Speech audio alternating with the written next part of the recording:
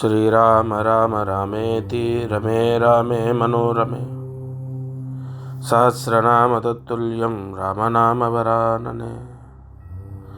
व्यासाय विष्णुरूपाय व्यासरूपाय विष्णवे नमो वै ब्रह्मनिधये वासिष्ठाय नमो नमः। कूजन्तं राम रामेति मधुरं मधुराक्षरम् आरुह्य कविता शाखां वन्दे वाल्मीकिकोकिलं स्मृतिस्मृतिपुराणानाम् आलयं करुणालयं नमामि भगवत्पादशङ्करं लोकशङ्करं। वागर्धाविव सम्पृक्तौ वागर्धप्रतिपत्तये जगतः पितरौ वन्दे पार्वती परमेश्वरौ। मारुति अनुग्रहं प्रारंभः। శోభకృతనామ సంవత్సరం ఉత్తరాయణం శిశిర ఋతువు మాఘమాసం కృష్ణపక్షం అష్టమి తిథి. ఈరోజు అష్టమి పూర్తిగా ఉంది. అనురాధ నక్షత్రం ఉదయం 11:30 వరకు. ఆదివారం అష్టమి అనురాధ నక్షత్రం. చాలా బ్లాక్ డే అంటారు దీన్ని. అంటే ఇది క్షుద్ర శక్తులకు లేదంటే ఈ నెగిటివ్ పవర్కి చాలా చాలా చాలా పనిచేస్తుంది. అష్టమి ఆదివారం. అనురాధ నక్షత్రం ఉదయం 11:30 వరకు ఉంది. ఈరోజు వారదుర్ ముహూర్తం సాయంత్రం 4:30 నుండి 5:30 వరకు. వారం ఆదివారం 3వ తారీఖు మార్చి నెల. రాహుకాలం సాయంత్రం 4:30 నుంచి 6 గంటల వరకు. యమగండం మధ్యాహ్నం 12 గంటల నుండి 1:30 వరకు. ఈరోజు వర్జము సాయంత్రం 5 గంటల నుండి 7 గంటల వరకు. అసలు ఇవాళ సాయంత్రం టైం అనేది అసలు బాలే, ఘోరాతి ఘోరంగా ఉంటుంది. అసలు ఆడపిల్లలు, ముఖ్యంగా చిన్నపిల్లలు, పెద్దవాళ్ళు కానటువంటి వాళ్ళు అసలు బయట తిరగొద్ది వాళ్ళ సాయంత్రం. ఋషి వ్యాఖ్యం. ఈరోజు అన్న, తమ్ముడు, అక్క, చెల్లె లేదంటే తమ్ముడు, అక్క, అన్న, చెల్లె ఇలా తోడబుట్టిన వాళ్ళతో విభేదాలు, గొడవలు, మనస్పర్ధలు ఉంటే దగ్గరలో ఉన్న దేవాలయంలో బ్రాహ్మడికి అంటే అర్చకుడికి పసుపు వస్త్రం దానం చేయాలి. అది కూడా సూర్యాస్తమయం లోపు. ఈ పరిహారం చేసుకుంటే తప్పనిసరిగా ఖచ్చితంగా ఆ మనస్పర్ధలు అనేవి తొలగిపోతాయి. ఇది వాటి పంచాంగం. దత్తార్పణమస్తు. ఈరోజు దీపారాధన.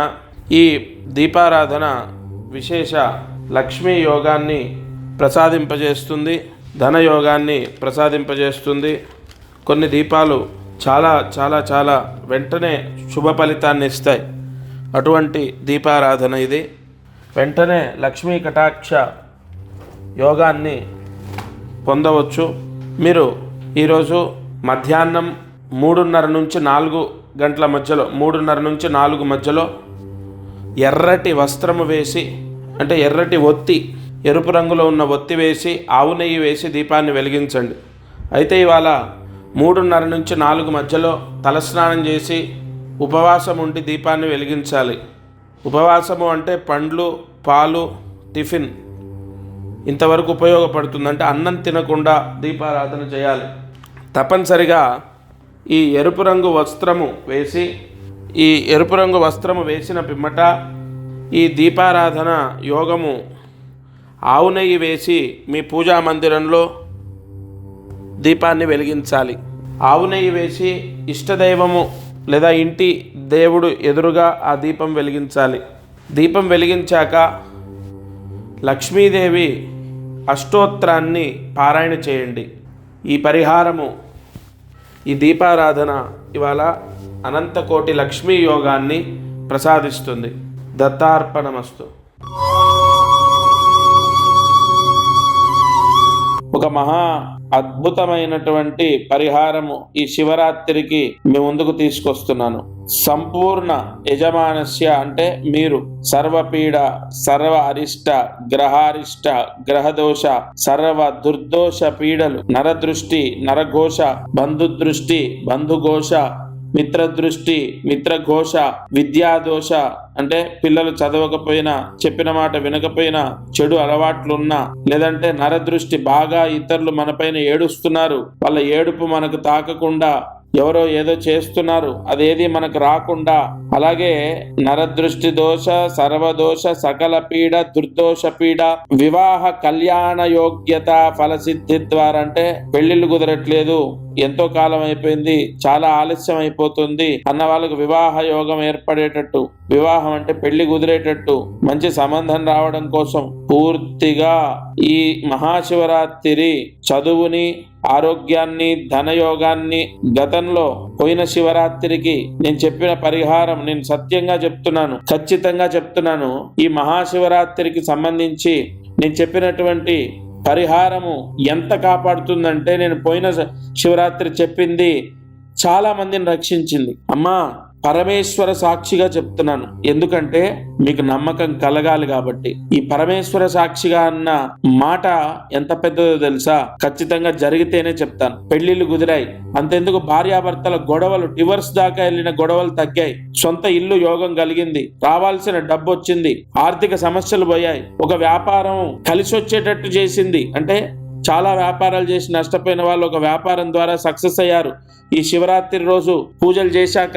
ఈ మహాశివరాత్రి పూజల వల్ల అంత సక్సెస్ అయింది. అటువంటి ముహూర్తమే ఇంకా పవర్ఫుల్ గా ఈసారి శుక్రవారం, అందులో 2 నక్షత్రాలు, శ్రవణ నక్షత్ర సహిత ధనిష్ట నక్షత్రంలో 2 నక్షత్రాల్లో శుక్రవార కలయిక వచ్చిందంటే ధనయోగము, వ్యాపార యోగం, ఉద్యోగ యోగం.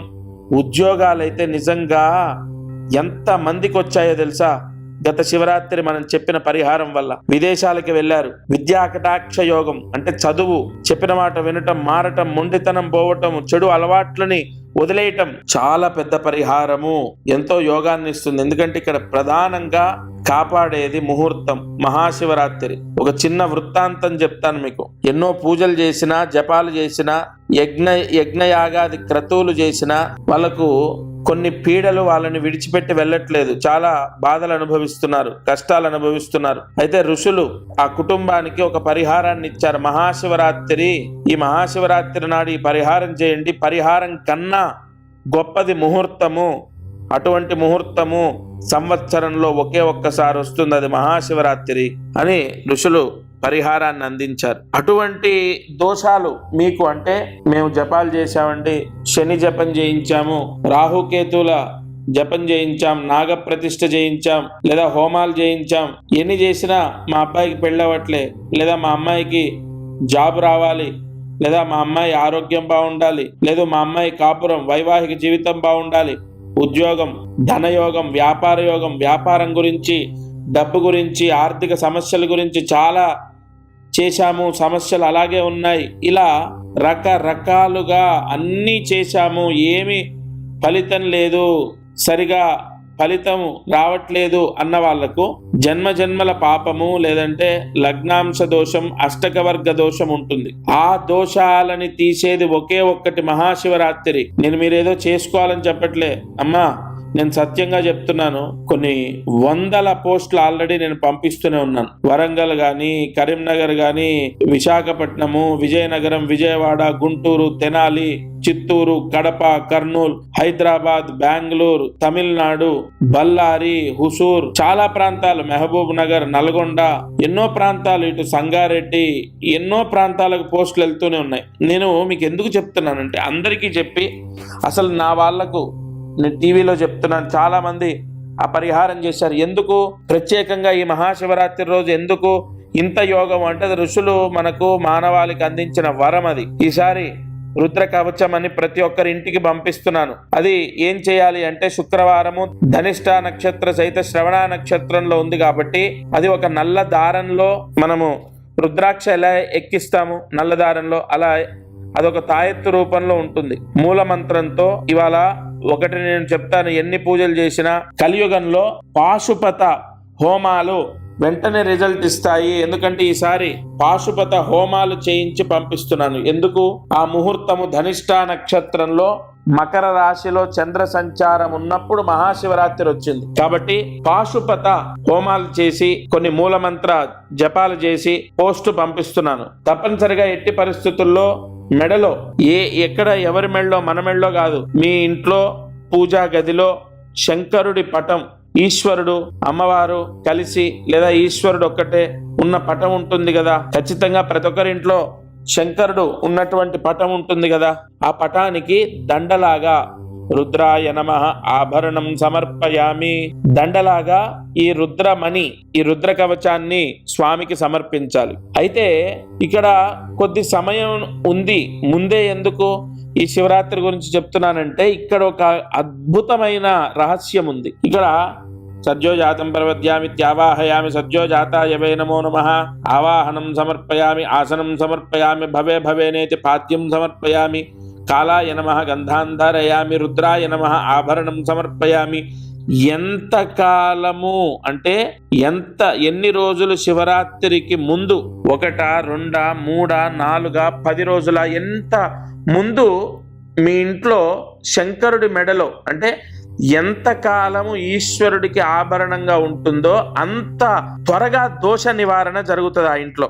అంటే అంత పవర్ పెరుగుతుంది. దీనికి ప్రామాణికం ఉంది. నేనేదో మీకు నాకు నోటికొచ్చింది మాట్లాడట్లే. అలా నేను ఇప్పుడు చెప్పడం గల కారణం కూడా వెంటనే చాలా మంది పోస్ట్ తీసుకొని వెంటనే అది శంకరుడు అంటే ఏదైతే ఆభరణ రూపంగా నేను పంపిస్తున్నానో ఆ తాయెత్తు ఏదైతే ఉందో దానికో నల్ల దారంతో శంకరుడి మెడలో వేయాలి.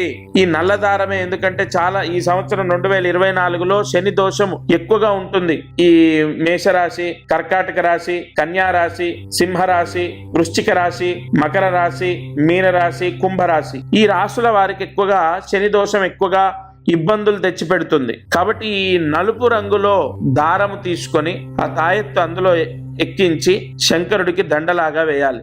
ఆ పటానికి మనం మామూలుగా పూలమాల ఎలా వేస్తాం అలా వేయాలి. ఇక్కడికి ఇది అయిపోయిందా, ఈ రుద్రమణి అంటే ఈ రుద్ర కవచం ఎవరైతే తీసుకుంటారో వారికి మంత్ర భస్మం అని ఒకటి ఉంటుంది. పాశుపత హోమం చేసినటువంటి మంత్ర భస్మం. ఆ మంత్ర భస్మాన్ని ఎందుకు పంపిస్తున్నానంటే విశేష ధన యోగం, ఉద్యోగ యోగం, ధన యోగం, ఉద్యోగ యోగం, ఇది విపరీతమైన యోగం ఈసారి శుక్రవారం కలయిక. కాబట్టి మహాశివరాత్రి రోజు ఆ భస్మం తీసుకొని నేను ఏదైతే పంపిస్తానో ఆ భస్మం తీసుకొని ఆ భస్మము నేను పంపించిన రుద్రమణి ఏదైతే ఉంటుందో ఆ స్వామి మెడలో ఏదైతే మీరు వేసిన రుద్రమణి ఉంటుందో ఆ మణికి ఆ భస్మంతో పూజ చేయాలి. ఎలా చేయాలి? కుబేర అష్టోత్తరం వింటూ, మీరు మామూలుగా ఫోన్లో యూట్యూబ్లో కుబేర అష్టోత్తరం ప్లే చేయండి, ఆన్ చేయండి. అది వింటూ మహాశివరాత్రి రోజు ఆ విభూతితో మనం పూలు లేదా అక్షతలు ఎలా స్వామికి వేసి పూజ చేస్తామో ఆ కుబేర అష్టోత్తరం ఏదైతే ఉంటుందో అది వింటూ ఆ రుద్రమణికి అంటే ఆ తాయెత్తుకి ఆ ఆభరణానికి ఆ విభూతితో ఆ భస్మంతో పూజ చేయాలి. ఆ భస్మం అనేది చాలా చాలా చాలా పవర్ఫుల్. ఇక్కడ మంత్ర భస్మం. అది ఆ భస్మము ఎలా పడితే అలా అందరికీ చేసి ఇచ్చింది కాదు, ప్రత్యేకంగా మీ గోత్రం. ఇక్కడ గోత్రం అనేది ఎందుకు అంత ఇంపార్టెంట్ అంటే మీ తండ్రి, మీ తాత, మీ ముత్తాతలు చేసినటువంటి కొన్ని దోషాలు మనకు అంటుకుంటాయి. ఈ సర్ప సంహారము, పితృకర్మ దోషాలు, వంశదోషాలు, నాగదోషాలు ఇవేవి లేకుండా ఆ గోత్రము తీసుకొని మీ పేరు, మీ భార్య పేరు, మీ భర్త పేరు, మీ పిల్లల పేర్లు అన్ని తీసుకొని అందరికీ సంపూర్ణ దోషాలు, గ్రహ దోషాలు, అన్ని పీడలు తొలగిపోవాలని ఆ మంత్ర భస్మంతో కుబేర అష్టోత్తరం. ఎందుకంటే ఆ మంత్ర భస్మం కూడా మీకు ఎలా పడితే అలా కాదు, అందరి ప్రత్యేకంగా మీకు సంబంధించిన పూజ చేసిన భస్మం మీకు వస్తుంది కదా.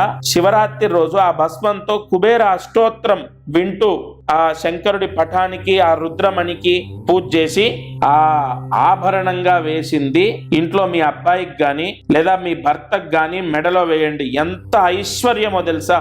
ఒకవేళ మీ భర్త లేదా మీ అబ్బాయికి వేయడం కుదరకపోతే ఇంటి ద్వారానికి కట్టండి. అది సొంతిల్లైనా అద్దిల్లైనా ఇంటి ద్వారానికి కట్టండి. విపరీతమైన ధన యోగము, లక్ష్మీ యోగము. ఈసారి మహాశివరాత్రి రోజు మీరు వెంటనే ఫోన్ చేసి మీ అడ్రస్ ఇవ్వండి, నేను పంపిస్తాను. ఎందుకంటే చాలా మనకు సమయం లేక అందరికీ వెళ్ళిపోతున్నాయి కాబట్టి అసలు మీరు నా వాళ్ళు మీకే లాస్ట్లో అది లేకపోతే కొంత నాకు మనస్తృప్తి ఉండదు. వెంటనే ఫోన్ చేసి మీ అడ్రస్ ఇవ్వండి, మీకు పంపిస్తాను. అది వచ్చిన వెంటనే శంకరుడికి అంటే ఇంట్లో ఆ ఈశ్వరుడి పటానికి నల్ల దారంలో వేసి అది ఆయనకు దండలాగా వేయండి. ఆ విభూది పక్కకు పెట్టుకోండి. మహాశివరాత్రి రోజు దాంతో పూజ చేయండి. నిజంగా చెప్తున్నాను, మళ్ళీ నేను సత్యంగా గత సంవత్సరం శివరాత్రి రోజు చేసింది చాలా సక్సెస్ అయింది. ఇది ఇంకా యోగం, ఎందుకంటే శుక్రవారము 2 నక్షత్రాల్లో వచ్చింది. అది చాలా పవర్ఫుల్. అది ఎంత పవర్ అంటే అష్టదారిద్రాన్ని తీసేస్తుంది. అష్టదారిద్ర్యాలు ఏంటి? డబ్బు సమస్య ఉండదు, అప్పుల బాధలు ఉండవు, రావాల్సిన డబ్బు వస్తుంది, ఉద్యోగం వస్తుంది, విదేశాలకు వెళ్ళడం, లేదంటే సొంత ఇల్లు లేదు, ఆరోగ్య సమస్యలు ఎవరికి లేకుండా, అలాగే వివాహ ఇత్యాది శుభయోగాలు, గ్రహ కుజ దోషాలు ఉంటే ఆ దోషాలు పోయి వివాహం అవ్వడం. ఇలా ఒకటి కాదు, నేనేదో పదే చెప్తే ఏదో మీరు తీసుకోవాలని నేను చెప్తున్నట్టు ఏదో దాని మీద బాగా నేనేదో మోటివేషన్ చేసినట్టు ఉంటుంది. నేను ఒకటే చెప్తాను మీకు, మీరు ఈ శివరాత్రి రోజు నేను చెప్పిన పరిహారం చేసి చూడండి. ఈరోజు కార్యసిద్ధి మహామంత్రం రాసుకోండి. ముందుగా ఈరోజు వస్త్రదానం చెప్పాను కదా, పసుపు రంగులో ఉన్న వస్త్రము అక్క చెల్లెలు అన్న తమ్ముడు, లేదంటే అన్న తమ్ముడు అక్క చెల్లెలు ఇలా రిలేషన్లో ఏదైనా విభేదాలు ఉంటే పసుపు రంగు వస్త్రం చెప్పాను కదా, సూర్యాస్తమయం లోపు దానం చేయాలి. అదొకటి గుర్తుపెట్టుకోండి. సరే, ఇవాళ మహామంత్రం రాసుకోండి. ఓం క్లీం దేవి నందనాయ నమః. ఓం క్లీం దేవి నందనాయ నమః. ఓం క్లీం దేవి నందనాయ నమః. ఈ మహామంత్రాన్ని 3 సార్లు రాయాలి. 3 సార్లు రాసి 108 మార్లు జపించండి. విద్యాకటాక్షం, ఇంట్లో పిల్లలుంటే వాళ్ళకు చదువు వస్తుంది, లేదా మనవళ్ళు మనవరాళ్ళు బాగా చదువుకొని ప్రయోజకులు అవుతారు. ఇది వాళ్ళ మారుతి అనుగ్రహం. కొంతమందికి ఈ విషయము విని ఉన్నా వినకపోయినా మళ్ళీ చెప్తున్నాను, శివరాత్రికి సంబంధించిన పరిహారము ఆషామాషిగా అనుకోవద్దు. రెండోది, అనుకుంటారని కాదు, కుదరకపోతే కుదరని ఎడల అనే సంకల్పం పెట్టకండి. ఎందుకంటే మనము ప్రాణం మీదకి వస్తే ఎలా విలవిల్లాడతామో అంత భక్తితో ఈ పరిహారము నన్ను నమ్మి చేయండి, మిమ్మల్ని చాలా కాపాడుతుంది. అలాగే కొంతమంది ప్రశ్న, శివరాత్రి రోజు పరిహారం ఎలా చేయాలి? మా ఇంటికి ఆ రుద్రమణి, ఆ తాయెత్తు విభూది వచ్చింది, ఆ విభూది తీసి జాగ్రత్తగా పూజా గదిలో పెట్టుకోండి. ఆ తాయెత్తు రుద్రమణి ఒక నల్ల దారంలో వేసి శివుడి పటానికి దండలాగా వేయండి. వెంటనే ఎప్పుడు వేయాలంటే పోస్ట్ ఎప్పుడు వస్తే అప్పుడు తెల్లారి వేసేయండి, ఎందుకంటే మనకు సమయం దగ్గరికి వచ్చింది. అలాగే ఆ విభూది మహాశివరాత్రి రోజు కుబేర అష్టోత్తరం చదివి ఆ తాయెత్తు మీద వేస్తూ పూజ చేయాలి. కుబేర అష్టోత్తరము మీకు ఒకవేళ చదవడం రాకపోతే వింటూ తాయెత్తు మీద వేస్తూ పూజ చేయాలి. పూజ అంతా అయిపోయాక ఒక వారం రోజుల లోపు ఆ విభూది ఇంట్లో వాళ్ళందరూ రోజు నీళ్ళల్లో కలుపుకొని తాగండి. ఏది ఏమైనప్పటికీ ఆ విభూది మాత్రం ఉంచకూడదు. అలాగే ఆ రుద్రమణి, ఆ తాయెత్తు ఇంట్లో మగవారు మాత్రమే వేసుకోవాలి, మెడలో వేసుకోవాలి, మొలతాడు కట్టుకోకూడదు. అలాగే ఇంటి ద్వారానికి కట్టొచ్చు, ఇంట్లో ఎవరైనా మగవారు వేసుకోకపోతే. ఇది ప్రాసెస్. ఇంకొంతమంది సందేహం ఏంటంటే, అయ్యా శివరాత్రి రోజు కుదరకపోతే, మేము చేయలేకపోతే ఎలా? దానికి ఇంకొక ముహూర్తము నేను చూస్తాను, అది కుదరని పక్షాన నేను ఇంకో ముహూర్తం చూసి తప్పకుండా చెప్తాను. శివరాత్రి రోజు మీకు అది చెప్తాను, ఇంకో ముహూర్తం అనేది. ఇప్పుడైతే 100% ఆ రోజు సమయం తీసుకొని తప్పకుండా మీరు ఆ రోజే చేయండి. ఇది వాళ్ళ మారుతి అనుగ్రహం. దత్తార్పణమస్తు. అందరికీ నమస్కారం. ప్రతిరోజు ఈ కార్యక్రమాన్ని వీక్షిస్తున్న వాళ్లకు గమనిక, మనం చేసే పరిహారాలన్నీ సామూహికంగా అందరికీ చెప్పబడినటువంటివి.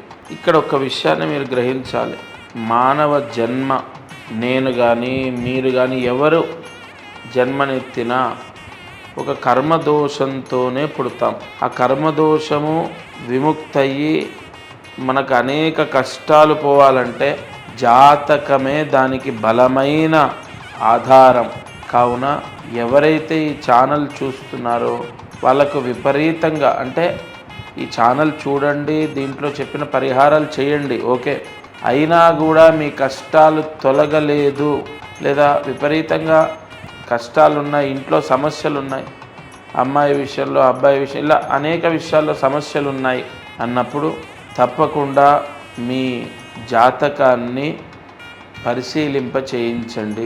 ఈ భూమండలం పైన జన్మించిన ప్రతి ఒక్కరూ వారి జాతకాన్ని చూయిస్తారు. చాలా వరకు, అంటే ఇక నమ్మకాలు లేని వాళ్ళు తప్ప. జాతకం చూస్తే అనేక విషయాలు మనకు తెలుస్తాయి. మీరు కింద కనపడుతున్న నెంబర్కి కాల్ చేసి మీ జాతక వివరాలు ఇవ్వండి. తప్పకుండా నేరుగా నేనే స్వయంగా మీతో మాట్లాడతాను. జై గురు దత్తాత్రేయ.